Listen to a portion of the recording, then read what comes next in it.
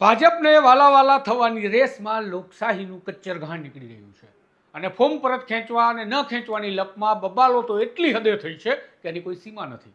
સત્તા પક્ષના નેતાઓને લાગી રહ્યું છે કે તેઓ બેઠકો બિનહરીફ કરાવીને કંઈક મોટું તીર મારી આવ્યા છે અને વિપક્ષને લાગે છે કે લોકશાહીમાં મતાધિકાર ખતમ થઈ રહ્યો છે. ક્યાંક ધારાસભ્યો ફોર્મ ખેંચવાના મેદાનમાં હતા તો ક્યાંક ધારાસભ્યના ભત્રીજા વળી મેદાનમાં હતા અને ક્યાંક તો ખુદ દીકરો જ બાપને મેદાન છોડવા માટે સમજાવતો હતો. પક્ષ વિપક્ષના ખેલા ચાલી રહ્યા છે, એના વિડીયો સોશિયલ મીડિયા પર ફરી રહ્યા છે અને નાગરિકો જરા પણ ચિંતા કર્યા વગર આ ફિલ્મ જોઈ રહ્યા છે. અને સૌથી જોખમી વાત એ જ છે કે નાગરિકો બસ જોઈ રહ્યા છે. તેને નથી ખબર કે આ પ્રયોગ શરૂ થયો છે, તેનો ઉપયોગ ક્યાં સુધી થશે અને કેટલો ખતરનાક આ ટ્રેન્ડ સેટ થઈ રહ્યો છે. અને જ્યારે ખબર પડશે ત્યારે નાગરિકો કંઈ કરવા ધારશે તો પણ નહીં કરી શકે એવી સ્થિતિ આવી ચૂકી હશે.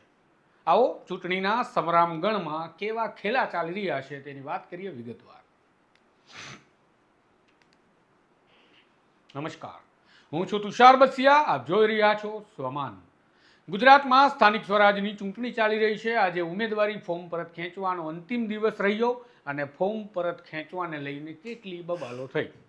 વડોદરામાં ધારાસભ્ય શૈલેષ સોટા અને કોંગ્રેસ પ્રમુખ વચ્ચે ઉમેદવારને ફોર્મ પરત ખેંચવા દેવા ન ખેંચવા દેવા મામલે વિવાદ થયો. બબાલ આગળ વધી ચળબળ થઈ.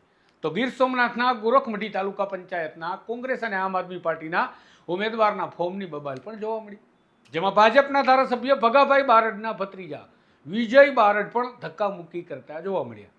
આરોપ હતો કે ભાજપ કોંગ્રેસના ઉમેદવારનું ફોર્મ ખેંચાવવા માટે પ્રયાસ કરી રહ્યું છે.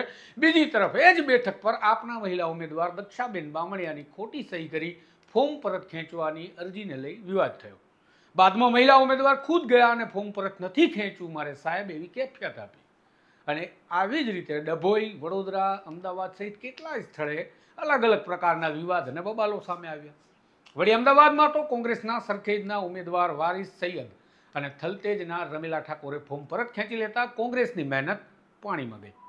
બનાસકાંઠામાં પણ કોંગ્રેસના લોકોએ પ્રાંત કચેરીએ પહેરો ગોઠવીને રાખ્યો કે કોઈ ફોર્મ પરત ન ખેંચી લે કે ખેંચાવી લે. છતાં પણ મહિલા ઉમેદવાર મોં પર દુપટ્ટો બાંધી કોંગ્રેસની ઉમેદવારી પરત ખેંચીને જતા રહ્યા. સુરતમાં આરોપ લાગ્યા કે આપના ઉમેદવારને આખી રાત અજાણ્યા સ્થળે લઈ જવામાં આવ્યો અને સવારે આપના નેતાએ તેને રેસ્ક્યુ કર્યો.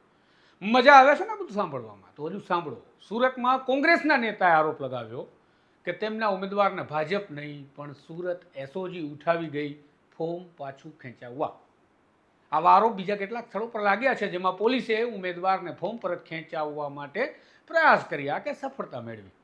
અને હા, ગોંડલની વાત તો બાકી જ રહી ગઈ.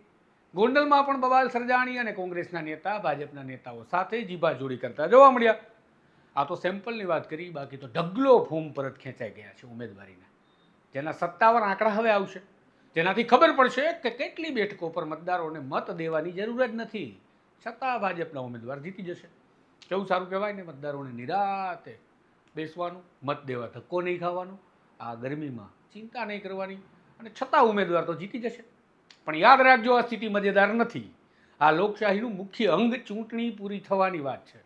કારણ કે તમારે મત જ દેવા નહીં જવાનો હોય અથવા વિપક્ષને લડવા જેવા જ નહીં રહેવા દેવામાં આવે તો લોકશાહીને તમે શું ઢોઈ પીશો?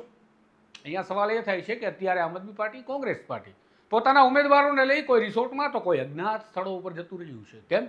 ફોર્મ પાછા ન ખેંચાવી લે. આપણે લોકસભા, વિધાનસભાના ધારાસભ્યો અહીંયા જોતા હતા કે સાંસદોને કે ધારાસભ્યોને ઉઠાવી જાય, મૂકી દે, રિસોર્ટ પોલિટિક્સ કરે, સરકારો પાળે, સરકારો બનાવે અને સાંસદો, ધારાસભ્યો ત્યાંથી ખરીદ ફરોખ્ત થતા હશે એવું બધા માને છે. તો કદાચ ખરીદ ફરોખ્ત એટલે કે વેચાણ થતું હશે ધારાસભ્યો સાંસદોનું, માલદાર પાર્ટીઓએ પછી સરકાર બનાવી કે તોડી લેતી હશે. આ સ્થિતિ હવે નીચેના સ્તરે આવી છે, એટલે કે આપણા તાલુકા, જિલ્લા અને મહાનગરપાલિકા અને નગરપાલિકામાં. કારણ કે હવે આ સ્થિતિની અંદર આટલા નીચેથી ઉમેદવારો ચૂંટણી લડે પહેલાં પાર્ટીઓને અજ્ઞાત સ્થળે ખસેડવા પડે અને આક્ષેપ લાગે સરકારી તંત્ર પર, સરકારી મશીનરી પર કે હવે ચૂંટણીના ઉમેદવારોને ફોર્મ પરત ખેંચવા મજબૂર એન કેન પ્રકારે કરવામાં આવે છે.